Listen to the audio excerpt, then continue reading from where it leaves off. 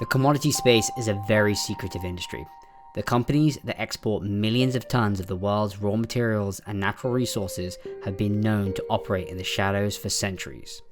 Every single time I've asked people from the big trading companies for an interview, I always get no response or I straight up get rejected. But recently, I was able to take a look behind the curtain of mystery and interview a commodity trader that exports thousands of tons of metals, minerals, and agricultural products all from Africa every single year. Africa is a very tough place to source products from. Whether it's petty scams or dealing with life-threatening risks with local militia, this game is not for the faint-hearted.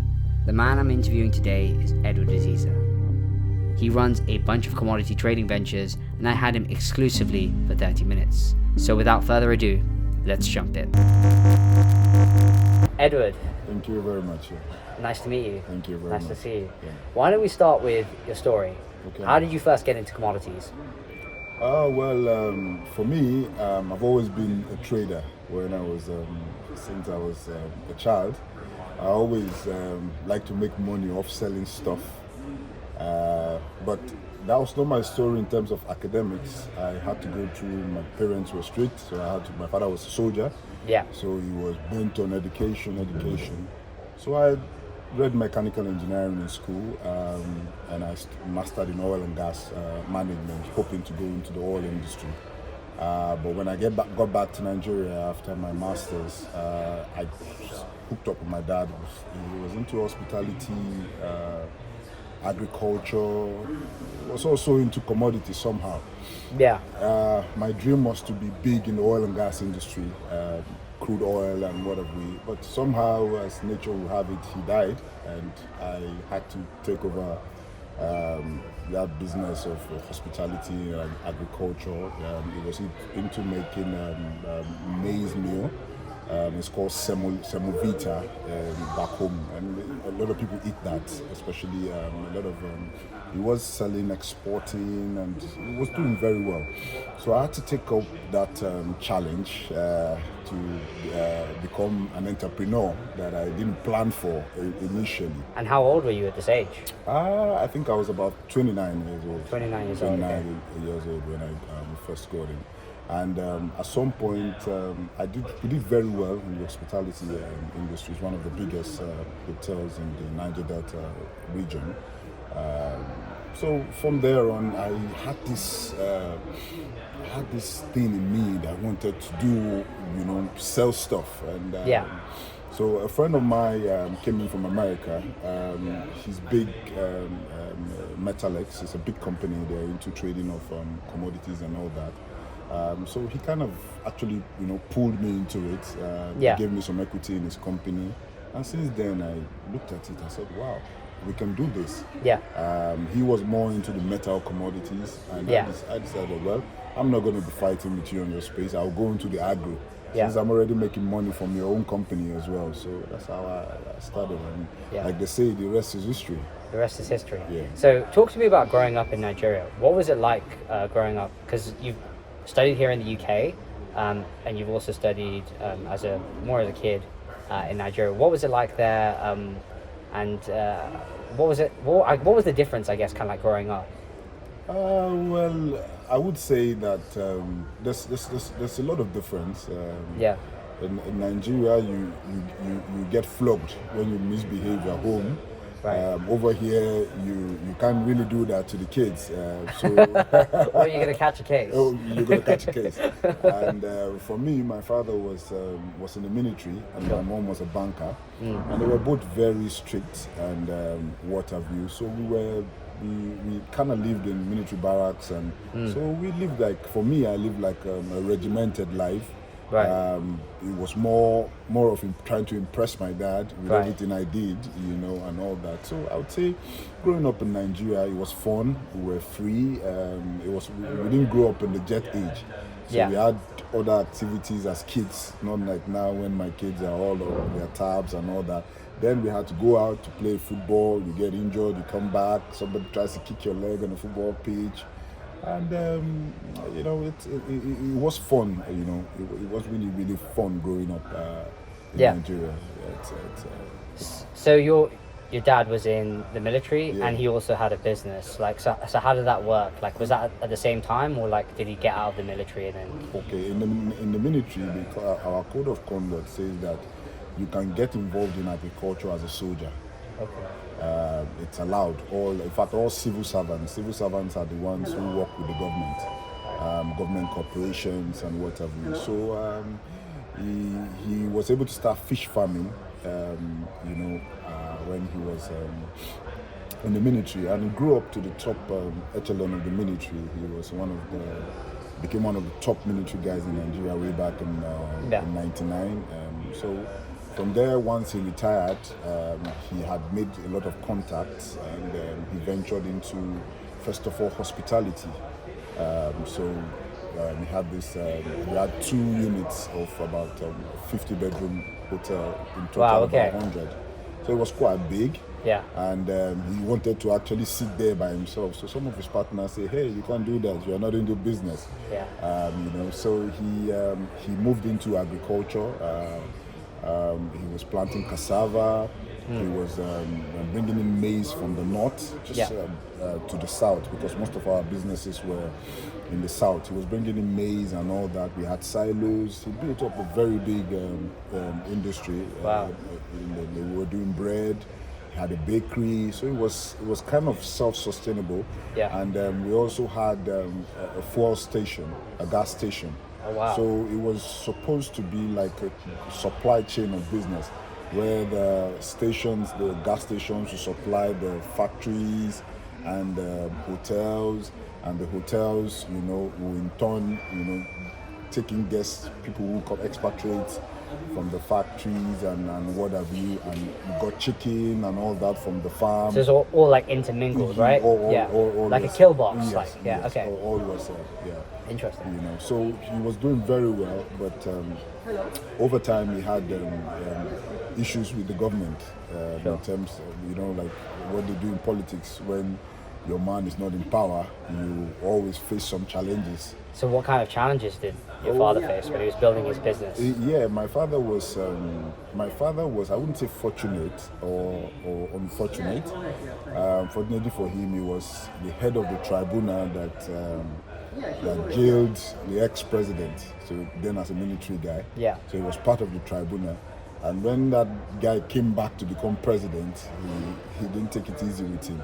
Right, okay. So it was Olusegun Obasanjo then was the president of Nigeria, and he had been tried under a military tribunal under my dad, who was appointed to be the head of that tribunal. So by the time they retired in '99, Olusegun Obasanjo had become the president. Oh, wow. And like I used to tell my dad, I told my dad, I said, well, you don't expect to be walking in the park. If I was him, I would also find you and deal with you.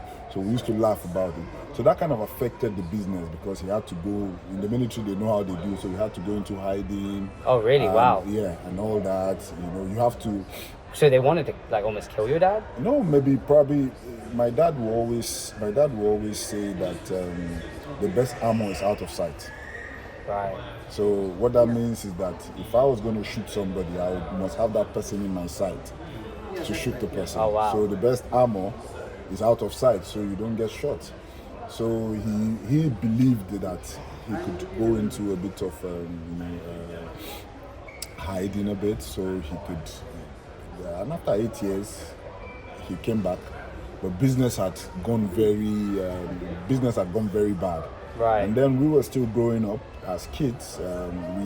We were still growing up as kids, and some of us were abroad and all that. We had not gotten the business competence to be able to take over these businesses and all that. So that business suffered a very huge. And just so people understand the size of this business, how much revenue was it doing each year back then? Then we were like as peak.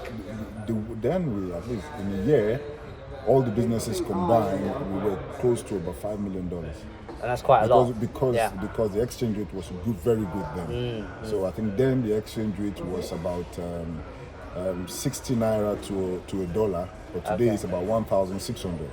So if you had that kind of, and energy prices and all that weren't that high, Yeah. so our cost of production, Yeah. or rather cost of sales, in terms of our cost of sale was quite very low then. Yeah. So we could make a lot of aggregate for profit and after our tax and what have you. But you find out that over the years that has changed because cost of energy, exchange rate, all that is limiting those companies to be able to perform globally. That's crazy. So it went from what, 5 million to like almost zero, or like what are we talking? It went really down. Oh, wow, It okay. went really down. It went really down because by the time it came out, it came back after about 6 years. Most of the equipment were getting obsolete. There were no servicing and all that. Okay. For sustainability of companies or industries, you need to put in a lot of what I would say. You need to have a value system. Right.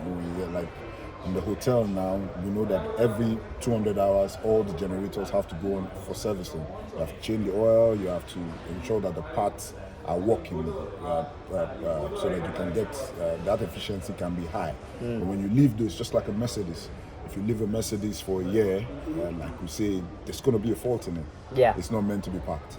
Interesting. Yeah. So there was that lack of kind of like regimental checks. Yes, Yeah. there Okay. were a lack of regimental checks, and of course he was also learning learning the business. Yeah. And he was a military man, so he wasn't used to a lot of. He wasn't used to a lot of negotiating, pattern. Yeah. It was more of the iron head. Move here, and that's Let's just get it done. Yeah, let's just get it done, Yeah. and all that. So Okay. for me, I've realized that in business, there are a lot of strategies you need to put in place. There's no one hat fits all. It's just like our fingers. You have to use different strategies at different times. So. Yeah, and to fast forward to like now, right? You run a global commodities trading firm. What are the main commodities that you trade in that you're actively working on right now? Oh yeah. So basically, palm oil. Palm oil. Is what that's our latest big deal now. We have about a 10 hectare palm oil plantation in the Niger Delta, and right now we are producing about 3 to 4 tons monthly, and that depends on the season. During the raining season, we have more. We have less fruit bunches during the rainy season. During the dry season, we get more. So it depends, between 3 to 5 per month. Right now, it's the rainy season. We're at the peak now. So Okay. I'd say averagely we are about 3 ton per month. Sure. Yeah, And what are the other commodities do you? Because I first met you at the London Metal Exchange. London. Did you ever do any like metal trading or anything? Oh like yes. Yeah. We did metal trading through our sister company Metalex. I told you. Yeah. We You mentioned. invested. So basically, we do copper. We do lead, and lately now we're doing lithium. So we're exporting to some Asian countries and what have you. Right about now, the company is building a processing plant in Zambia Okay. to process some of these metals, because that's where you get the value from. Right. So it's just like. So you mining the ores yourself within? Where are you mining? Are you mining them? Or Yes, you just... we're mining some we offtake. Okay. So it depends on these things come with a lot of security challenges. Of course. So just Especially like Africa, yeah, right? Africa. No. Like in the movies, like if you've seen this movie Clash of the Tin Titans, it's a very old movie. Yeah. You notice that anywhere there's assets, there are kind of like some stuff around it. Yeah, Maybe yeah, that's yeah. the way God made it. I don't know, but you have to pass through those hurdles. Yeah. To get there. So I'd say it's part of those challenges everybody faces anywhere in the world where you have commodities. It's not a walk in the So park. what kind of security issues do you have with? Is this at the processing plant then? Yeah, the processing plant. Zambia is a good place for where Metalex is situated in the processing plant.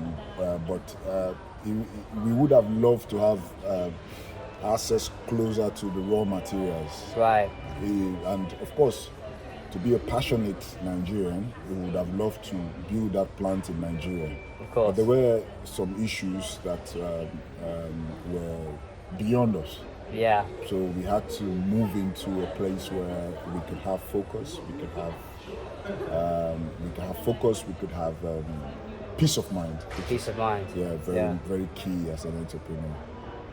Interesting. So talk to me about this trade flow then. So you mine it in Nigeria, you mine the metals like the ores in Nigeria, then you move it to Zambia, you process it in Zambia, and then do you export to like another country? Like what's the whole thing? Right now the processing plant, the processing plant Metallus is built is still under construction. Okay. They should be looking at commissioning within the Okay, year. so what are you doing at the moment then? Oh, right now what we do, we're just aggregating. Okay.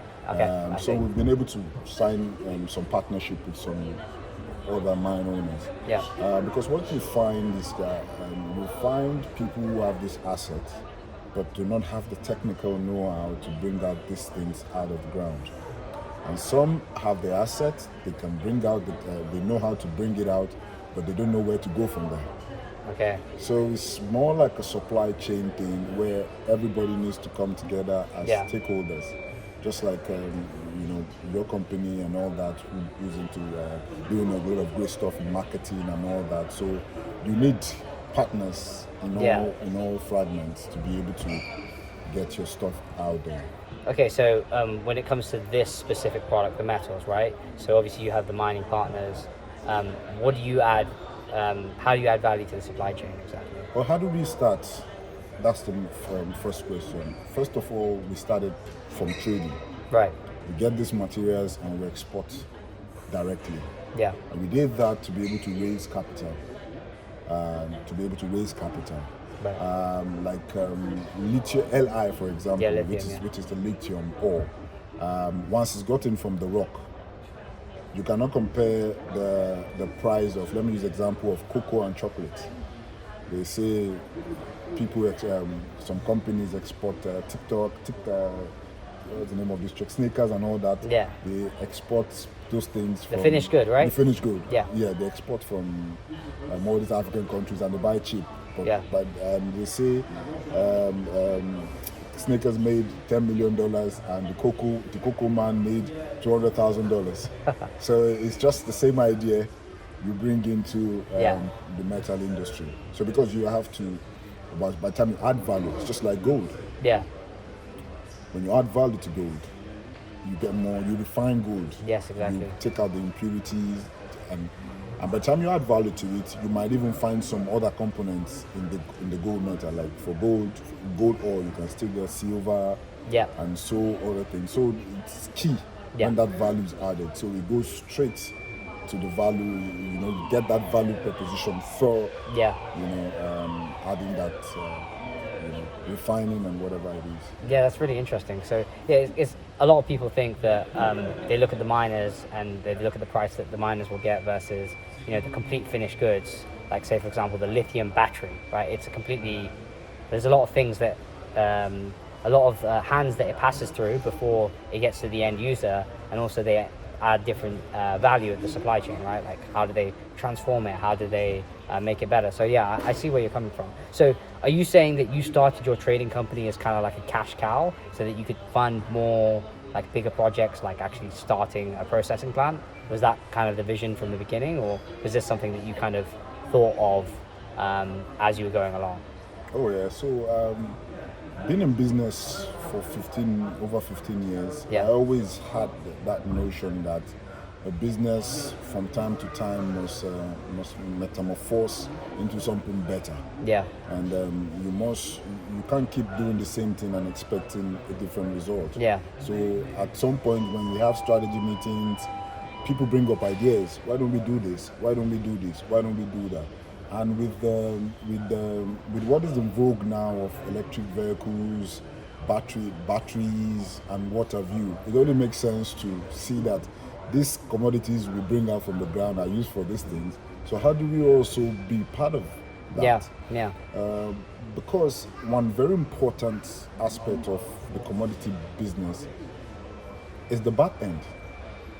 The back end is where we get it from the ground. So we are very key, because without us, Yeah. there's not going to be trade. Exactly. Yeah. You know, so basically, we now realize that when we pull these things out of the ground, we just sell. And once we sell, we don't even know what happens to it any longer. Yeah. And I think it really makes sense for us to see how we can also be part of that value chain, and see how, you know, we can bring in some of this investment back home. And trust me, we have a lot of minerals in Nigeria. We have different minerals. And sometimes you go to the site, mining site, you see people just with their hoe and with their hammer and their anvil, and they're making a decent living. You know, they can actually pull something out, even if it's a rock as small as my hand. They pull out, or it can be sold. Of course. You know, so but we, having all this experience, international experience, we see that yes, you can also add value to it. Yeah. You know, it's just like crude oil. You want to refine it. You can't put crude oil in your car. You have to refine it. So that was the idea. And of course, we also needed the money. Right. Yeah, because we wanted to be able to get to a threshold of capital before we can come out and, you know, get funds from other. If we wanted to give some other people equity and all that, we needed to prove ourselves that we had been able to do something. Yeah. You know, we have been able to do something that is of value, and people want to key into that value. And that's. So did you find that the margins were quite slim when you were just trading? Because you're essentially just buying it from the miners and then reselling it to something else, right? Yes. It's about the volumes determine what your margins would be. Right. If you're exporting a small volume, you don't expect to make too much. Too much of that. But if you're exporting in large quantity, it's all about external economics of scale. You know, so you have more products, you have more profits. Less products, you have just the profit you need because it's small. And so it's that's it. And we've also been burnt. Like what's the worst trade that you've had? I'm sure you've probably bought product from someone, or you've shipped something to someone and they maybe haven't paid. Has that ever happened? Like, what's the worst trade you've done? Even locally that has happened. Oh yeah? Right now I'm trying to recover close to $100,000 from one partner I met. Right. And that was not even the metal commodity, that was rice. Right. So we were supplying a company in Nigeria rice, and this guy was getting funds from us, and he was paying back returns. And after we trusted him with close to $100,000, he messed up. So it was more like a Mendorf scheme. He pulled us in. Yeah. And by the time we trusted him, he messed us up. We also had an issue where we tried to export some copper. Right. And it wasn't the actual grade of what we needed. You know. So there's in terms of commodity, metal commodity, you'd have to be very careful. So what happens? Yeah, because the price of copper is like 10,000 now, I think, right? Yeah. So let's take for example lithium. Yeah. Now, any contract you get from your foreign partners are going to be based on the percentage LI.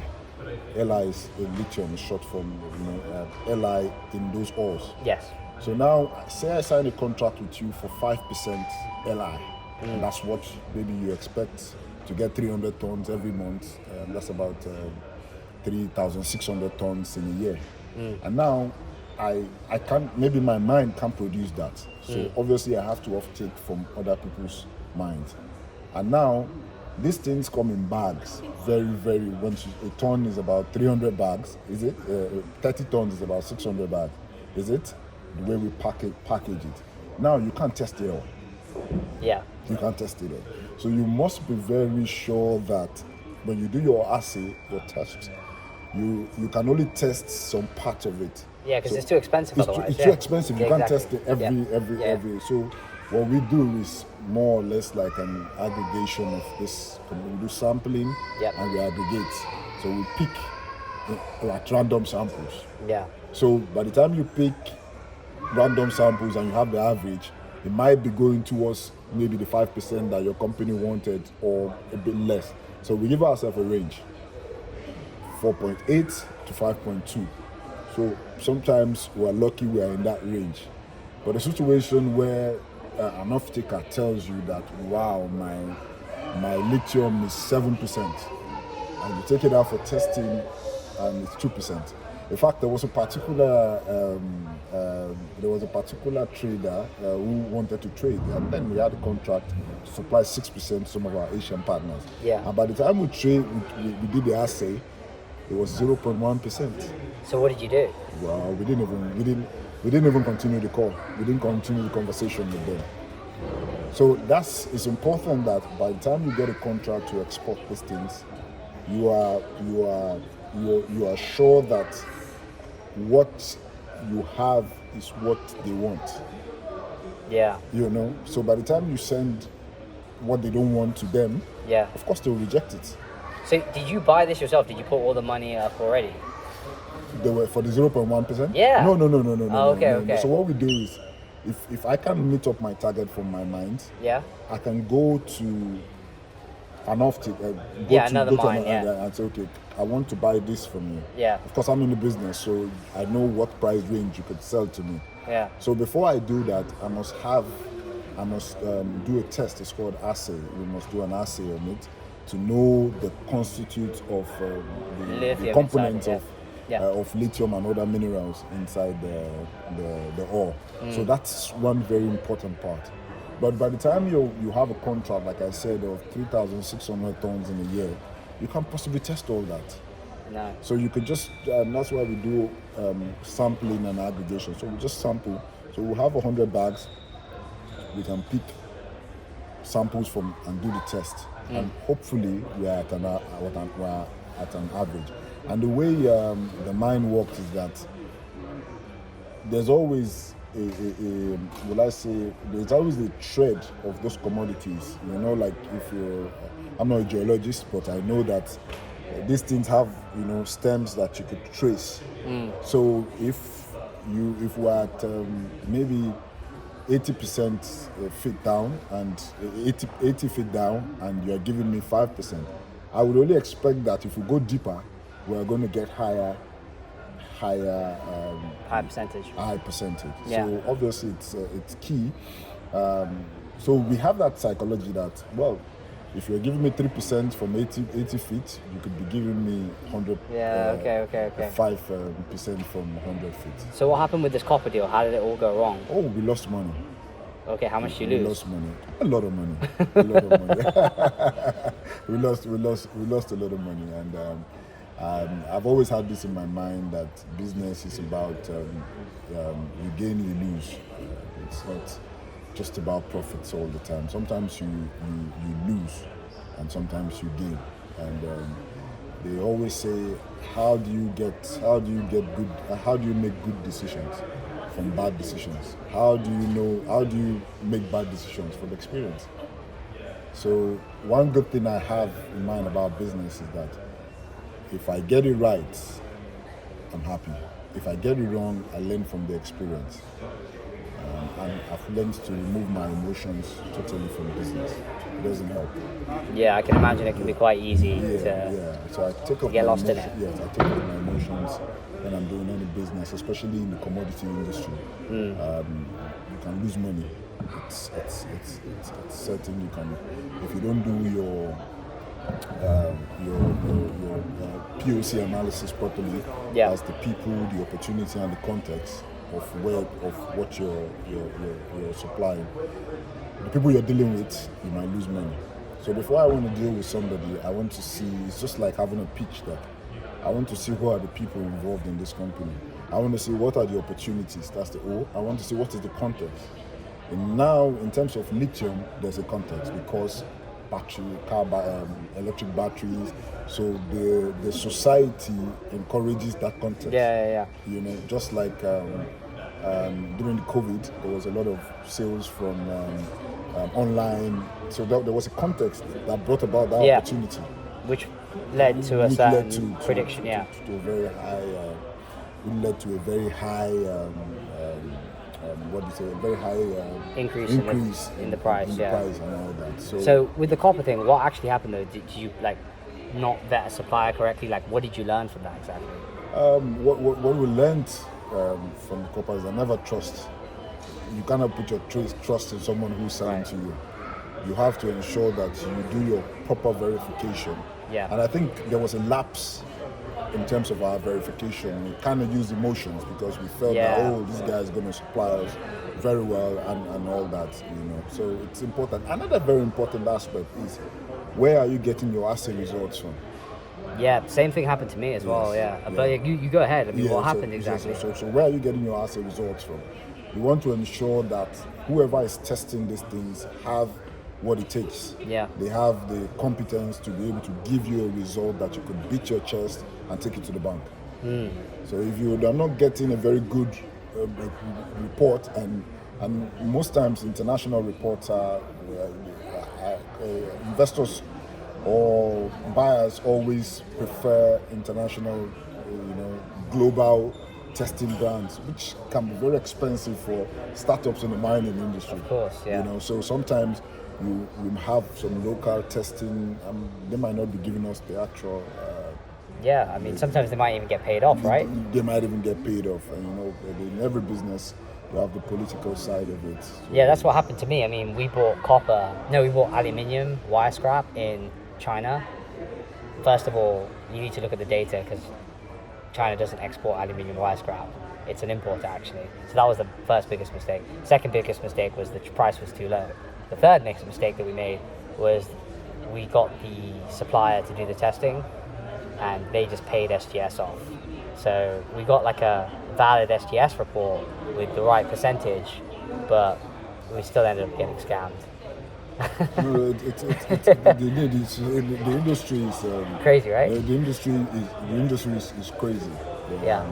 The industry is crazy. You need to be able to ensure that you meet the right people. Yeah, 100%. I think it's about credibility. Yeah. Some people don't care about it, and it's not their fault. Maybe that's how they were brought up and all that. But competence is quite very key. Credibility, integrity, those are watchwords in whatever I'm dealing with. 100%. So that's why I said I don't put in my emotions into it. It's all just like what's on the list, what makes sense. What's on the list. And another thing is I'm very careful. Once there's an error, I want to look at that critically before we proceed. Proceed into it. And I think I learned that detailing from the hospitality industry where I would say I started from. Just like we say that all a customer wants is a laid bed and a cozy room. But I tell you, a lot goes into that laid bed. And if I tell you some of the challenges you face before that bed is laid, but the customer doesn't care about. They don't give a shit. They don't give a shit. All they want is that laid bed. And if you don't give them that laid bed, you're probably going to lose your customers. So that attention to detail I learned from the hospitality industry. I learned that from there, and I put that into this new venture that we've gone into. Now we're coming to the end of the time. So, is there any kind of closing remarks that you would give to fellow commodity traders or people who export, whether it's metals or agricultural products? Would you give any advice to anybody who's, trading right now? As someone who's obviously done quite a lot and is exporting quite a lot, it would be good to know, like just any rules or lessons that really you've learned that have been just game changing for you. What I would like to advise people in the commodity industry who want to export, in terms of you've gotten a contract and you have to export, you have to secure your back end. Your back end needs to be secured, and when I mean back end, it's where you're sourcing your materials from. It doesn't make sense if you secure a contract of 3,600 tons per annum and you have not secured the back end and you can't meet up. I think it's a no-no for you've already signed the contract, so under seal and deal, and you cannot meet up. Or you would want to take it from off-takers, and it's not the standard where you started with. It's a big one. It's a big problem. Okay. It's a big problem. Another advice that I would advise, commodity traders is that you should see how you can form some partnership with people at the back end, even if you don't own your own mine site. So you can split your risks into two, rather than paying off for a 100-ton container of rubbish. You can put that into two and ensure that, okay, you supply me 100%, I'll pay you 50%. So that trust has to go. Yeah, otherwise they don't make their money. They don't make their money and you can't return it back. So, very smart. And the last but not the least advice is that you need to get your hands dirty. I don't mean dirty in terms of being bad. You need to move. As a commodity trader, you can't sit in one place. You need to be there, you need to see what is happening. Before you get to sit in an office, you must put in the dirty work. And that would be my pleasure on that. Great, man. Thank you so much for taking the time out. Thank you very much. Yes. Thank I you. appreciate it. Thank you. No, it was really good piece of advice. If you want to learn more about commodity trading, I made another video interviewing a huge commodity trader who's generated over $100 million in import-export deals. Check out the interview just here.